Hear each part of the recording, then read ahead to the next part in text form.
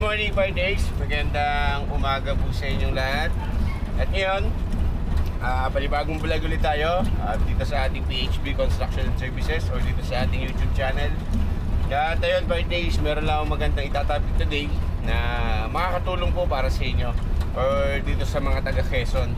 Ngayon kasing umaga na ito partners, mag-update tayo ng material o yung mga kung magkano yung mga presyo ng materials dito sa Quezon.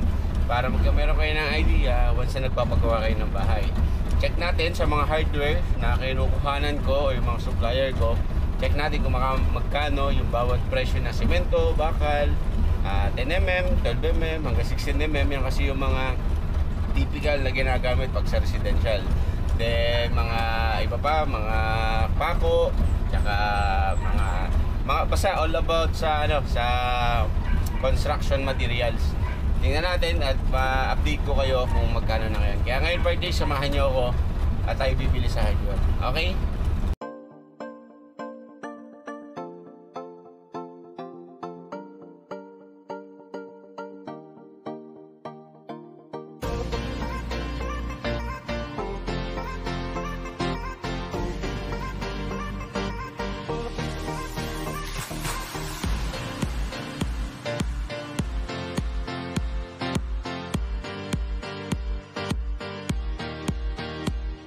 Yeah. 20 peraso.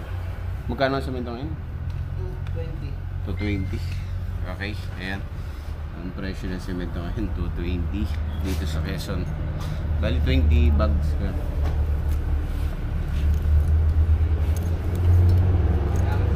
Ang bakal, magkano ngayon? 10mm.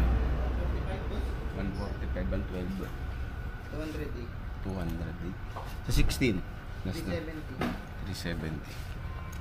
Ayan ang ating mga tawag dito, material cost kung magkano ang per piece. Ayan, bali 88 pesos at saka 85 pesos sa kilo ng pako. Yung number 2 ay 88 at saka yung number 3 is 85 per kilo. Yun yung update ngayon na price ng mga nail or common nail na ginagamit natin pang forma sa kahoy o sa slab, saan man. Yan yung kadalasan ginagamit. Yan.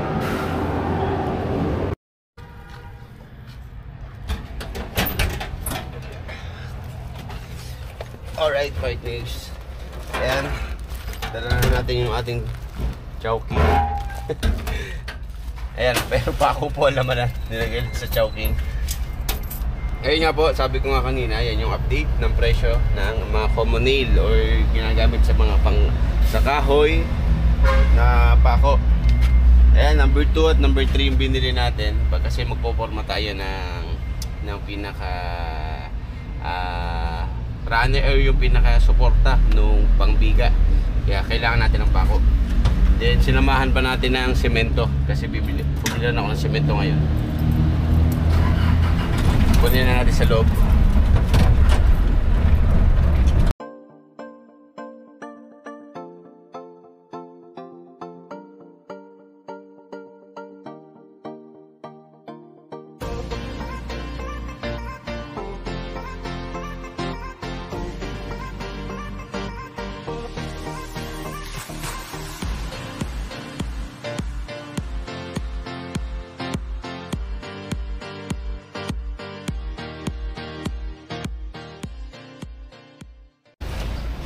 Right, alam niyo ba?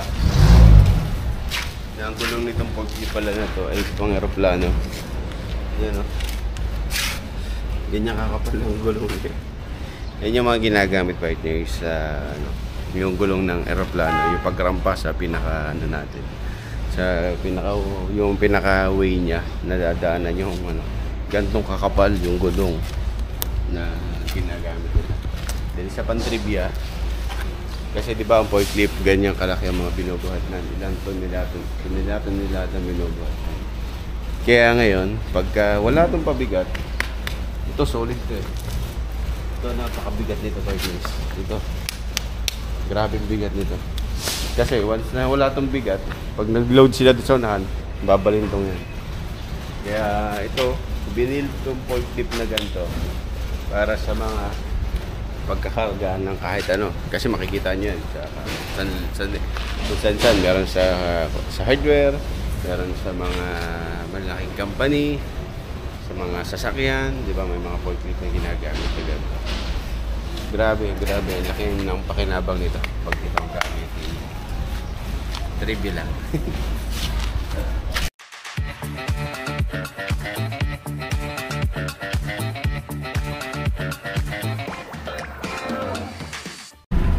Alright, partners.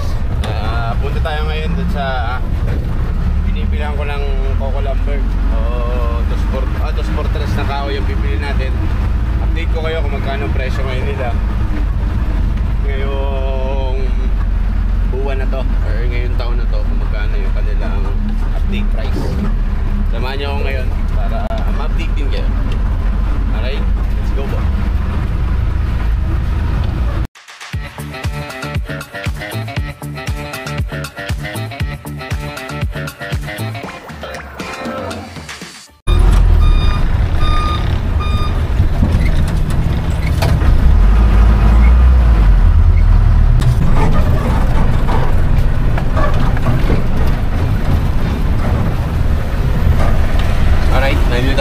Partners, nagbilihan ko ng kahoy ng mga pamporma.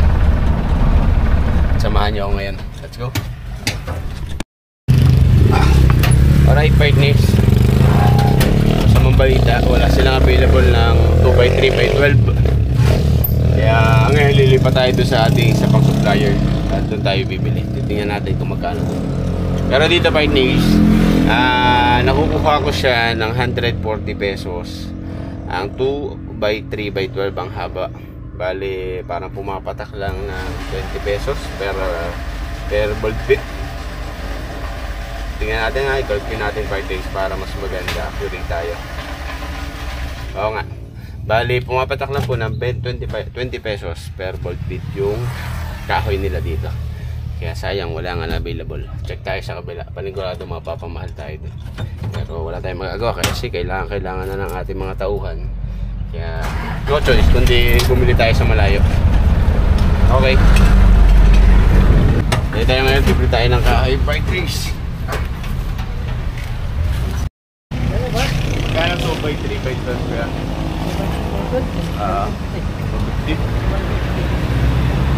Saan ba ko siya? Ngayon, by dito na. Gawa na nga may pagkakamitan na sa bigas. Gawa na po manit. Dito na ako makakawin. Magkano sa ganun. Alright, ayan, by days. Nagka-close kami sa 144 per piece. Nakatawad tayo. Ngayon, bumili tayo ng 2x3x12. At ang haba ay ang bali 20 pieces po yung ating binili. At ayan, kagandahan dito, actual mo makikita yung pagkagayat nila.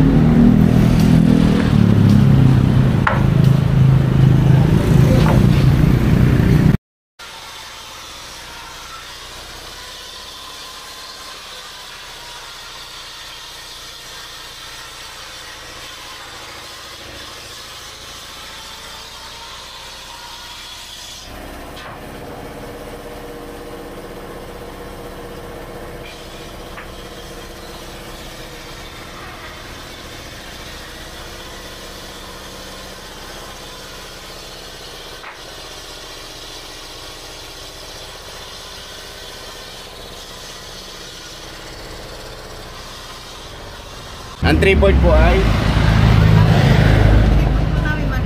Marine. Magkano po sa Marine pagka 3-port? 1.3. Ayan, 5 days. Bali sa forma 750. Tsaka po 1.3 Marine, 5 days. Sa mga 1 half po ng Fly Marine 680 partners.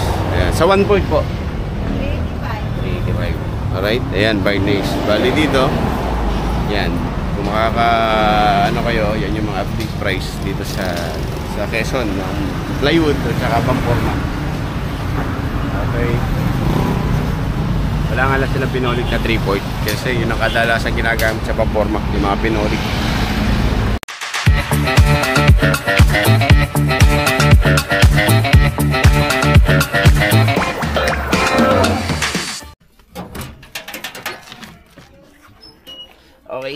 Ayan. Dito na tayo.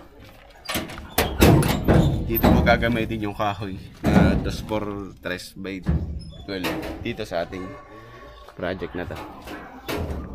Okay. At next natin, bibili naman tayo ng mga tiles at saka ano pa ba, yung para kay Santa Veronica naman partner sa materials. Para makita natin kung magkano yung mga presyo ng tiles yan. Yun lang naman ang kailangan natin yun eh. Then ano pa ba? Update ko na lang kayo mamaya po pagdating pa sa mga materials pa natin na bibilhan.